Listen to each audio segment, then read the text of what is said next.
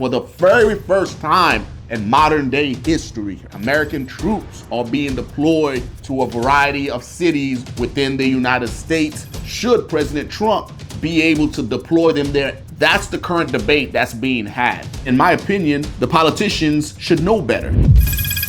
So Shawn just dropped a trailer for a docu-series that he's doing. Are we all part of a giant psyop? The biggest risk that he faced when it comes to this docu-series is being wrong. How has Special Forces training evolved over the years? 2008, we were training for Iraq, Afghanistan. We trained a different way. Now in 2025, you have to account for the technological side of things. Who has the strongest special operation units? Let's jump into the Green Beret Chronicle tier ranking system. So tier A is...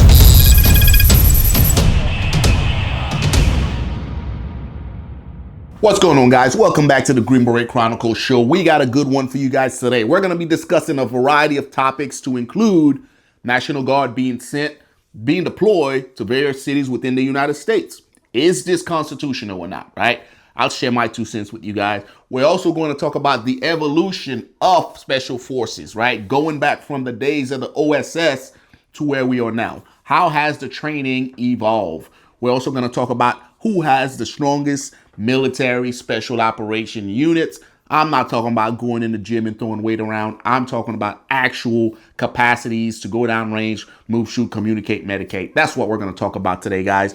But if this is your first time watching me, my name is Dorleus, retired U.S. Army Green Beret. The intent behind this channel is to coach, teach, and mentor the next generation of special operations soldiers. So if you haven't done so already, like, subscribe, share the channel. I appreciate you guys, right? With all that said, guys, let's jump right into the first topic.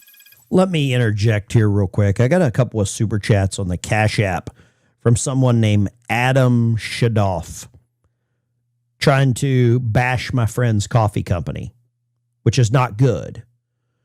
Apparently he is offended because the coffee is called Dark Arts. Well, let me tell you something, dude.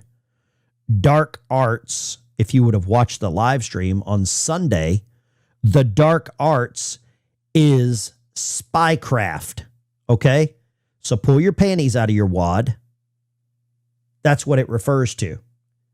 And it's a coffee cup. You're looking down at the coffee because 99% of the world doesn't have handles on the coffee. If you want to look at something as a conspiracy, go for it. But before you do that, let me show you this. You don't go for my friends or family. I'll come for you. I'll ban your ass so fast you won't even know what happened. Globally sourced, mission ready. Good friend of mine, Dorleus, retired Green Beret. He's from Haiti. He was in New York City as a 13-year-old kid when the Twin Towers went down. 6 out of his 7 siblings have served this country. And he's got a foundation now. And if you notice, all the names of the coffee have something to do with a spy process. Dead drop, honeypot, brush pass, cold bump. If you knew anything, you'd know what he was talking about. He was on here talking about this very thing. Let me show you something else that the guy does. Okay? Look at this one. Dark Arts Coffee Foundation. He helps veterans get into housing and get veterans off the street. Okay? So if you want to make your $2 donations on Cash App and try to insult someone, you insulted the wrong frickin' guy. Dorleus is a damn good dude. Dark Arts Coffee Foundation. So for the very first time in modern day history, all right, the National Guard, American troops are being deployed to a variety of cities within the United States under the command and orders of the President of the United States. I was just in Washington, D.C., guys, around the National Mall area. Every corner, right, I saw National Guard troops walking around, lollygagging, giggle pussing around, just walking aimlessly throughout the National Mall area. And I'm thinking to myself, man, is this the best use for our soldiers, right? Walking around the monuments in packs of 3 and 4s with their pistol in their persons, knowing damn well there's no bullets in there, but they're there. Why? Because they're soldiers and they follow orders. That's what they're supposed to do, right? So this is being done. This is around DC. I was just over there, guys. So it's currently happening. Did I make DC safe? Dude, I was in DC 11 years ago. It looks the same to me, right? I didn't have any issues down there at all. All right, but they're there. I say all this to say now President Trump is looking at deploying Texas National Guard soldiers to Chicago, to Illinois, to Portland in order to make those states safer, in order to make those cities safer, right? Do you think it's a good idea? Should he be doing this, right? Curious to hear what you guys think, guys, because as of right now, I have several different issues with this, right? But again, these perspectives, these opinions are mine from a military standpoint. Now, keep in mind, there are laws in place that states that the government, the federal government, cannot use troops within the United States, right? They cannot do that. The National Guard is supposed to be used for disaster release, right? For other issues that are emergencies within that state. The federal government cannot deploy troops from Texas to Chicago, to Portland. Texas National Guard belongs to Texas. That is where they're supposed to do work. You cannot deploy, right, these different units to other states unless that state's request helps, which in this case, Chicago and Illinois, they're not. They're actually suing to block the order that Trump is putting out saying, hey, send troops to Chicago and send troops to Illinois. They don't want them there, right? So if the states don't want them there, should the federal government, should President Trump be able to deploy them there anyways? That's the current debate that's being had. Because even though the states are saying, hey, we don't want troops from other states in here, we don't want to deal with that, they are still being forced down their throats and being deployed anyways under the pretenses of, hey, we know the act says we can't go there because, federal troops don't want to overstep their boundaries. However, the Insurrection Act allows us to do this, right, in order to reinforce federal laws, in order to reinforce the integrity of an election. That's the premise that they are using to go into these states. However, guys, several different things can go wrong here. A lot can go wrong when this starts happening, right? The number one thing that I'm looking at as a soldier is, hey, why are National Guardsmen, why are soldiers being used? Why are they being politicized? How are they stuck in the middle of this, right? Guys, the guys in DC that I saw walking around, they were just trying to do their jobs, right? They follow order, right time, right place, right uniform. We as citizens should do better by them. We don't need to use them as a political pawn because now they are being thrown into this. They're going to places where they don't really want to be. Now they got to go walk the streets of Chicago with gang members and etc. Right? And again, the state doesn't want them there. What type of support are they going to get while they're down there? There's a lot that can go wrong with this, guys. And my biggest concern now is safety of the soldiers and how this is going to play out for them. Another thing that I want you guys to take into account, and let me know if you guys have thought about this, is to, hey, you're sending in Texas National Guard to Chicago. You also have Chicago National Guard. Then you have the local police. Who exactly is in charge? Like, who are these soldiers supposed to follow orders and obey orders from? Because what you're saying is, or what's going on now is, Chicago is not requesting support. They don't want them there, right? However, the leadership within that state still has the National Guard units that are local to them that they technically can give orders to. But now you have an entity outside of Chicago, Texas, that's also coming in there. They're both National Guard. Oh, on top of that, you still have the local police, the local sheriff departments. There's a bunch of different entities operating within a state and no one is communicating with each other, right? Because the federal government is not wanted, but yet they're still there. Now you have bitterness within Chicago going on, and all that is a recipe for, guess what? Disaster. There's no clear chain of command, right? It's not like the president can trickle orders to the SecDef and then it's going to get followed to the lowest private because the state doesn't want the National Guard within their area, right? Guys, it's just bad all the way around. And we within the military didn't sign up to be political pawn. We didn't sign up to be used like this. And in my opinion, the politicians should know better. They shouldn't put soldiers in this position, right? Because now let's say they go to Chicago, all right, and they're trying to do work. Now you have gang members and all sorts of citizens that are disgruntled attacking the National Guard members from outside the states. Who's going to support them, right? And I'm not saying this is going to happen, but I'm just thinking worst case scenario. We got to do better. And then the most egregious of them all, in my opinion, is the position that the military is now being put to go operate against United States citizens, right? Guys, that within itself creates a trust issue. It actually destroys trust because now you're using soldiers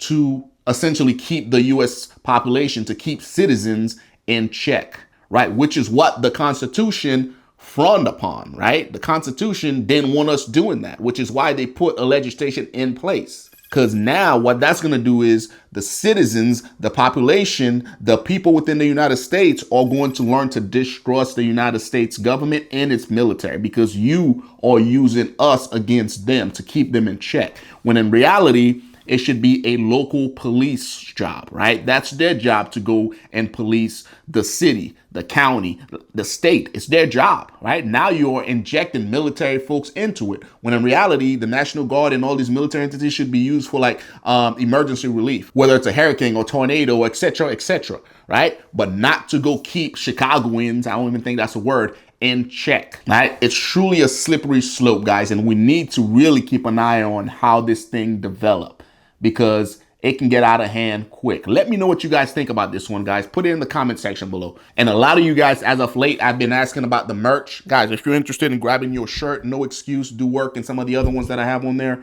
go to greenberetchronicles.com/shop, grab your shirt, and let me know what you think about it. Now let's transition into another topic that I have particular interest in. So last week, we did an episode on gray zone warfare, essentially PsyOp, right? Who's behind it? Why Special Ops is on the leading edge of it? Well, in this particular topic, we're going to talk about the Psyop, right? So Shawn Ryan, if you guys don't know who he is, go check out his channel, 4-point-something million followers, just crushing it, right? He just dropped a trailer for a docu-series that he's doing. The title of that docu-series is Are We All Part of a Giant Psyop, right? Check out the trailer. Now, you got to give it to my man, right? He's doing a phenomenal job within this trailer, and he's doing a phenomenal job within his platform, right? Guys, to get to 4-point-something million followers, you got to be doing something right. And if you guys haven't watched some of his episodes, all right, he's crushing it over there, right? But once you get to that level of influence on social media, you got to understand, guys, you are reaching out and touching a lot of people, right? As far as influence go. I'm talking about politicians, I'm talking about young kids who just wants to do something with their lives. I'm talking about influencing CEOs. I'm talking about even politicians that hold public office. That's the type of influence you have once you get to that level of notoriety, right? And again, it just comes from, you know, Shawn Ryan just doing his thing, right? It's a byproduct of success, the amount of influence you get once you reach that level, right? It's no fault of his own. However, there is a level of responsibility that comes with that type of fame, with that type of influence, if I may say so myself, right? Because even me, guys, at the lowest level where I'm at now, you know, like when I'm around the Fort Bragg area, walking around and just doing work, I run into some other, you know, youngins that listen to me that are in the Q course, that are trying to go to selection, and I have influence on them, right? And that's a very noble thing. That's a big responsibility, knowing that the words that come out of your mouth on platforms like this influence people in their lives, right? And the reason why I'm saying this is within this docu-series, which I'm actually looking forward to seeing it, it's a very slippery slope, right? Because when you are a military veteran like Shawn Ryan is, and he comes from the SEAL community at the very tip of the spear, just like Green Berets and everybody else, he has insider information, if I may say so, right? Like he's essentially playing with house secrets, right? He knows how the PsyOps should look. He knows information warfare. He gets educated about that type of stuff, just like I did when I was running and gunning, right? So he has information that you, the public, don't necessarily have.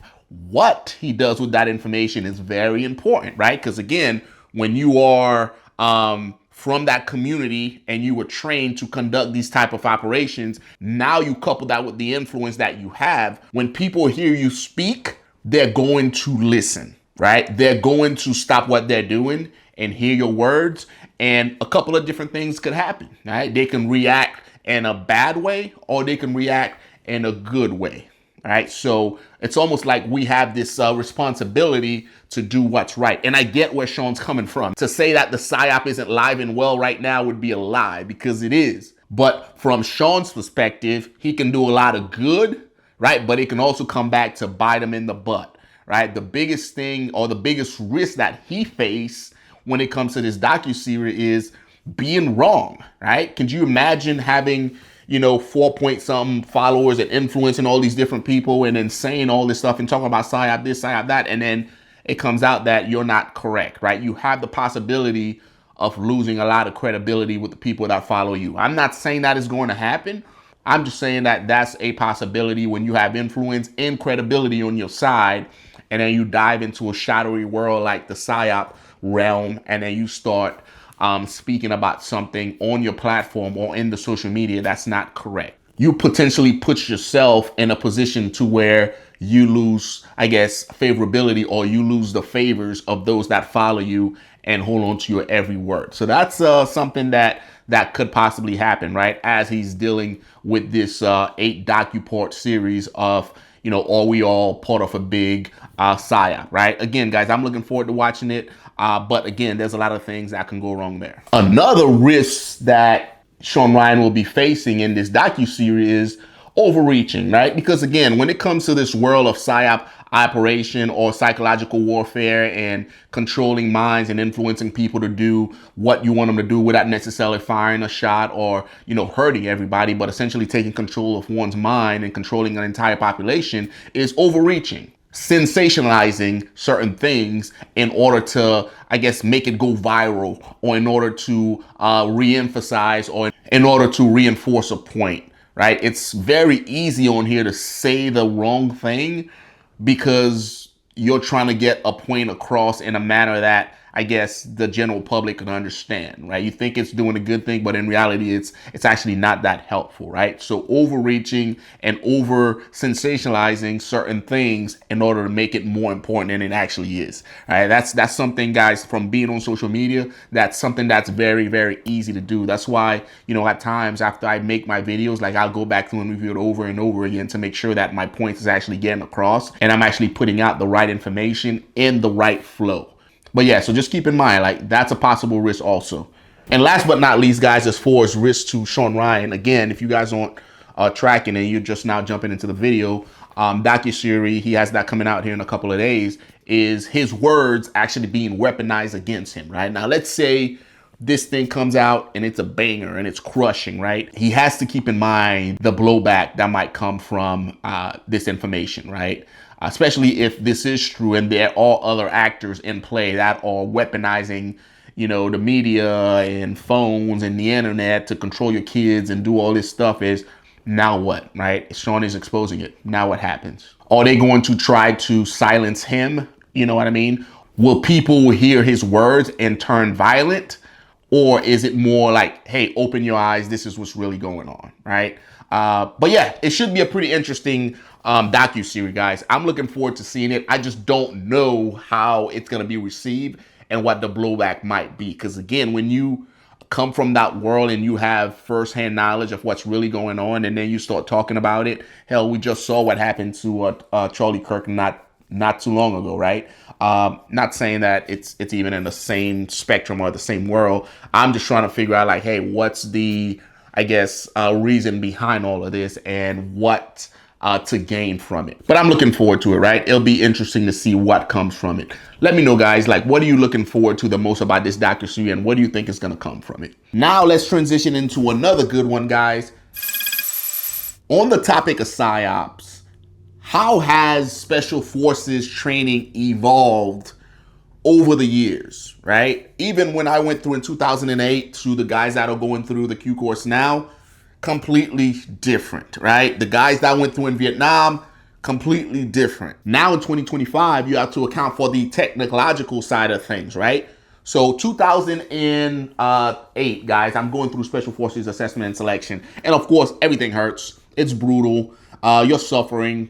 You're hungry. You're tired. That was the way it was done then. And to an extent, selection is still like that, right? Q course, identical, right? Language, all that stuff's the same. However, once you get to group now, things are being done a little bit different, right? Because leading up to that point, guys, we were training for Iraq, Afghanistan, right? And the way we did that, we move, shoot, communicate, medicate. Meaning the terrain in Afghanistan and Iraq, brutal, right? So there was a lot of hiking, a lot of endurance training, a lot of move, shoot, communicate. Like we'll go to the shoot house, sling lead, ambushes, IEDs. Like we trained a different way. Because ideally, we didn't have to worry about some of the technological threats in those spaces because we were fighting dudes in man jams and sandals, right? Like, it is what it is.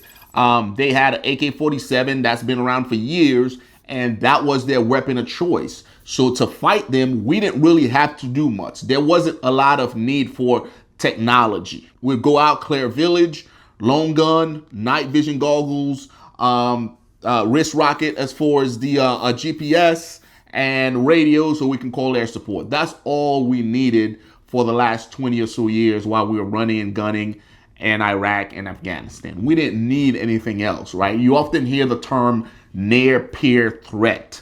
Afghanistan and Iraq, they weren't a near-peer enemy. They weren't a near-peer foe. We didn't need much to fight them. The last 20 years or so, our Air Force, our combat power was sufficient enough to defeat the folks in Iraq and Afghanistan, right?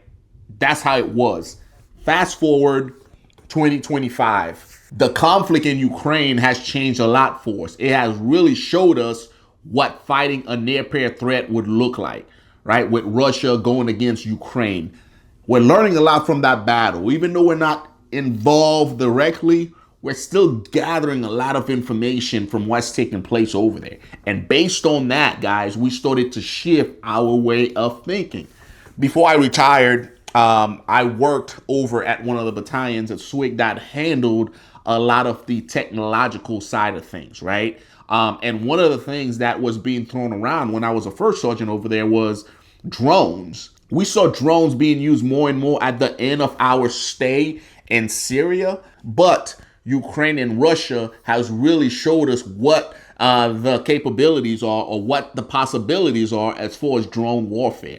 So before I left, we were fielding programs within the schoolhouse to make drones a regular part of an ODA. Most recently, a lot of people aren't aware of this, but we actually we actually changed the 180 Alpha's MOS designator on a Special Forces team to essentially a drone pilot now, right? Like he is going to be the subject matter expert on the Special Forces ODA when it comes to drone. His entire job on the team is to fly and know everything that there is to know about drones. And again, if you're in the course or if you've been through that new pipeline for the 180 Alpha, the warrant officer on the team, correct me if I'm wrong or share some additional information. But last word I got was, hey, the 180 now is now a drone pilot, right? Like that's how serious we are taking the technological side of things on the Special Forces ODA to where now there's a guy designated only to deal with drones. And it's not just drone, guys. Whenever I was working in the schoolhouse, we had an additional slew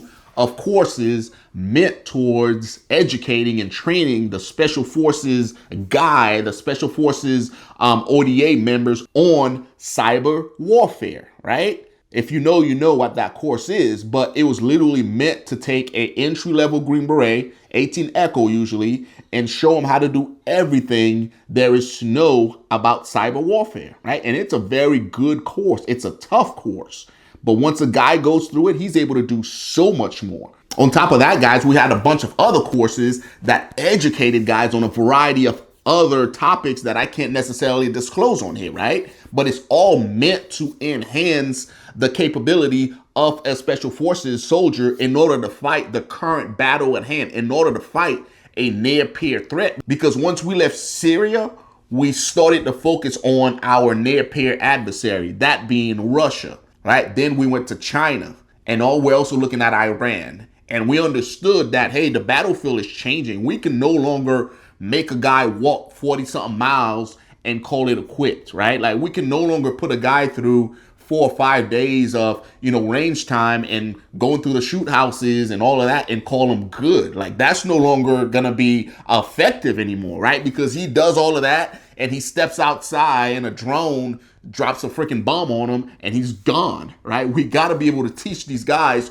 other things as it relates to technology. Hey, how do we detect the drones?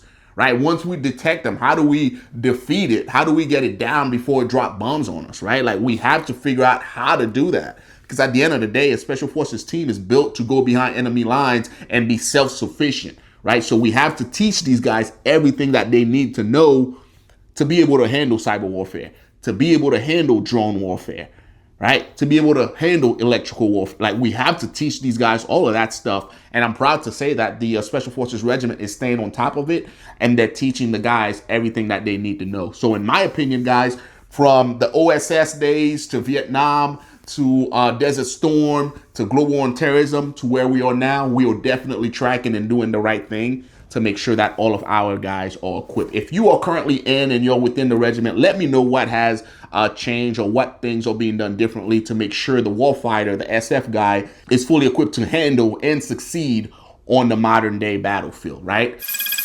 All right, guys, let's end this one on a fun note. I was gonna say high note, but let's end it on a fun note, right? I got my handy dandy notes over here as we bring this one home. And this last topic is gonna be who has the strongest special operation units. Now, when it comes to special operation and when it comes to units, you got to understand every country and whatever regions of the world they're located at, their special operation units capability is going to be to that of what is needed to effectively defend and protect that nation, right? It's also going to have a lot to do with their funding as far as the amount of money that that country has. Because at the end of the day, if it's a poor country, I don't know, like Haiti, they're not going to have a bunch of money to put towards their military and to put towards their special operation units, right? So you got to keep all of that in mind to put things in perspective. With all that said, I also have this broken down by tiers, right? Tiers is Tier 1 and then Tier 2. Then you have Tier 3, which is units like the 82nd Airborne, et cetera, et cetera. But for this, we'll focus mainly on Tier 1 and Tier 2 units, right? So Delta Force type units and then Green Beret type units, right? As we go down this list.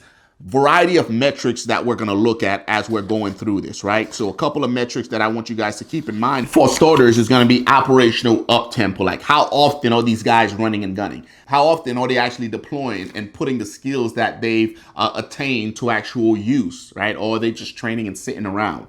Then we're going to look at resource allocation.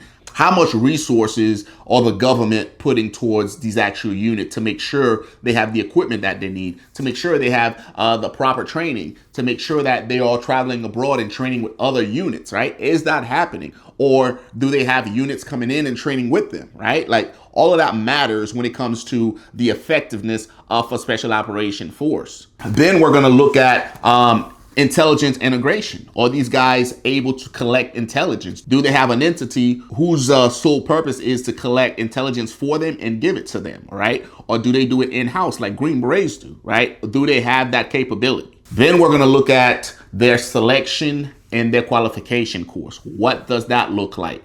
All right, that's also going to be a metric that's going to dictate the ranking system. Last but not least, we're going to look at missions. How versatile are they? Are they one-trick ponies? Can they conduct a variety of mission, or are they just, hey, you do this and then you're done, right? With all that said, guys, let's jump into the Green Beret Chronicle tier ranking system, right? As it relates to the strongest special operation units out there. So tier A is the Global Strategic Vanguard, right? These units are the tip of the spear for the most complex, the most classified, and the most political sensitive mission. They have unlimited resources and have the deepest integration with national security agencies, right? They are the benchmark for technical and tactical skills. These are my tier A rankings. You have Delta Force, right? USA goes without saying. We don't all know about them. We're not supposed to know about them, right? Then we have Deb Group, which is SEAL Team 6, right? Goes without saying. Then you have the SAS. That's going to be in UK. It's wild because I wasn't aware that the SAS, there's like a bunch of them, right? You have SAS proper in UK, then you have New Zealand, then you have a bunch of those British colonies or this Commonwealth states. They all have their version of the SAS, right? But the main legit ones are in the UK. Then you have, coming in at number 4, you have Israel with Sarayet Makal, right? They are Israel's tier 1 unit when it comes to hostage rescue and also counter-terrorists, right? So those are my top 4 tier 1 units as it relates to move, shoot, communicate, medicate, collect intelligence, and also unlimited resources. Share your list with me in the comment section, right? Eager to hear. Then we go to Class B, all right? Then we go to Tier B, not Class B, all right? These units maintain exceptional standards, often working alongside Tier 1 elements, Tier A units. Their strength lies in highly specified domains or discipline execution within a strong allegiance framework, right? We have a couple of different ones here. You have coming in at number 1 is Green Berets with the United States, right?